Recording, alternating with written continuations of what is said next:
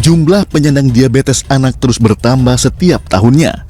Ironinya, masih banyak masyarakat yang menganggap diabetes hanya menyerang orang dewasa.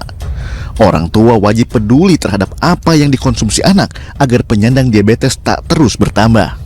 Kenapa terjadi peningkatan pada anak? Karena tadi pola minum-minuman manis yang berkemasan atau kebiasaan mungkin minum memberikan teh manis oleh orang tua. Karena kan Indonesia ini kan minum teh biasa pasti pakai gula ya, seperti itu.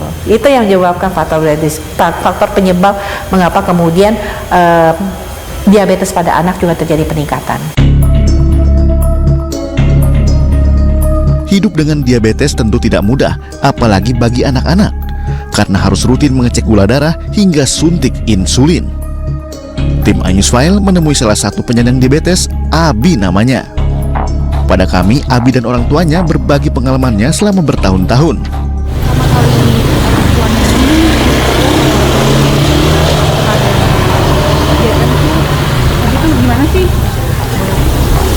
Agak sedikit sedih karena beda dari yang lain, yang orang lain kagak disuntik, Abi disuntik setiap kali mau makan 4 kali sehari.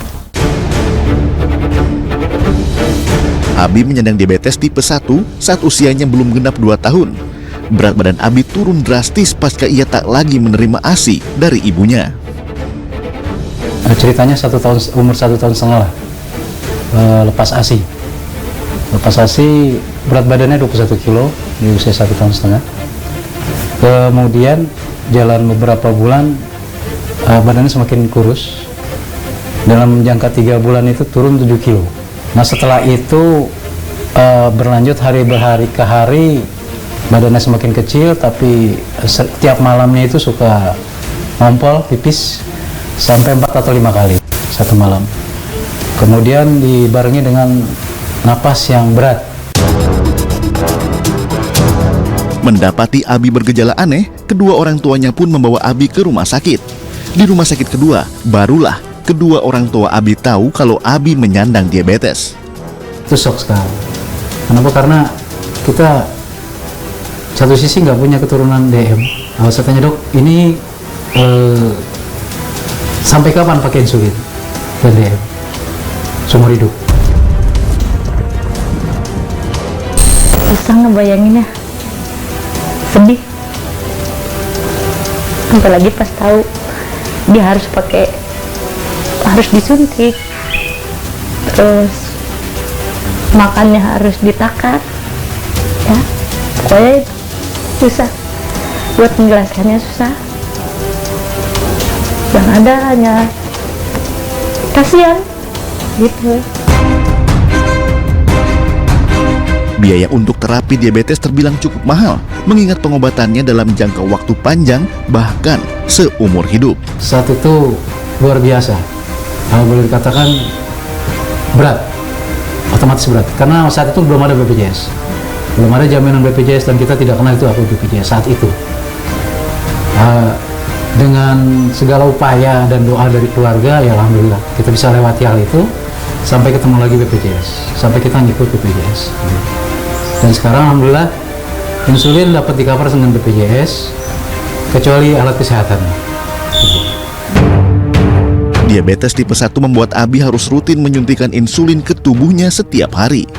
Suntikan insulin diberikan setiap kali mau makan dan sebelum tidur.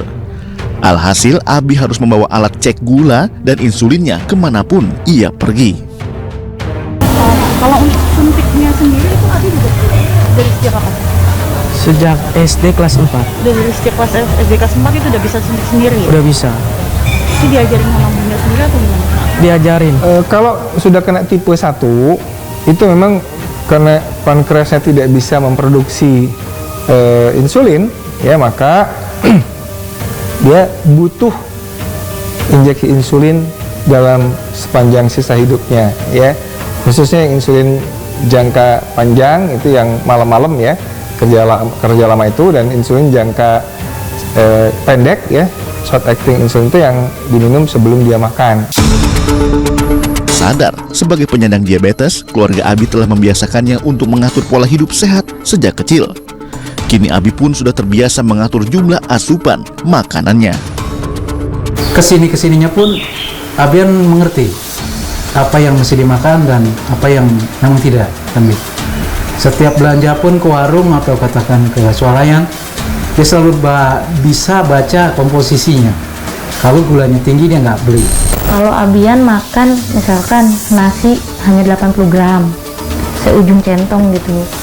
Nah terus paling yang dibanyakin tuh lauk, kayak ayam, terus sayur-sayuran itu palingan tuh untuk Abian.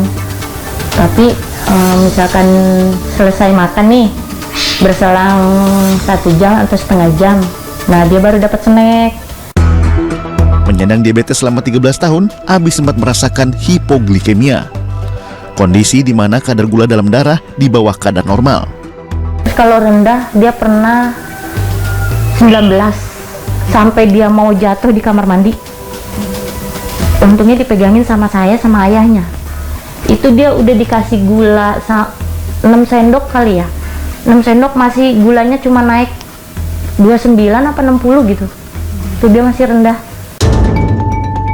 Terus berusaha untuk mendampingi buah hatinya, kedua orang tua Abi berharap diabetes tidak menjadi kendala bagi Abi untuk bisa meraih cita-citanya.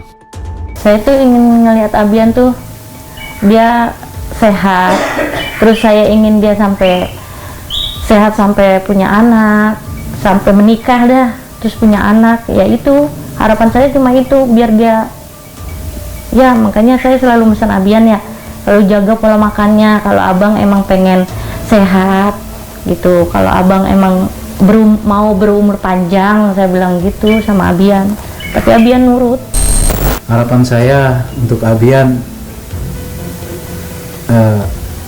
pengen sekali dia istilahnya sehat, tetap sehat ya. Kemudian dia sampai sukses lah dengan dia impikan. Dia pengen jadi dokter gitu. Dia impikan itu. Mudah-mudahan cita-citanya itu tercapai. Harapan saya gitu. Seorang penderita diabetes itu kemudian bisa menjadi makin berat penanganannya karena akan mempengaruhi atau menjadi faktor risiko untuk penyakit tidak menular lainnya.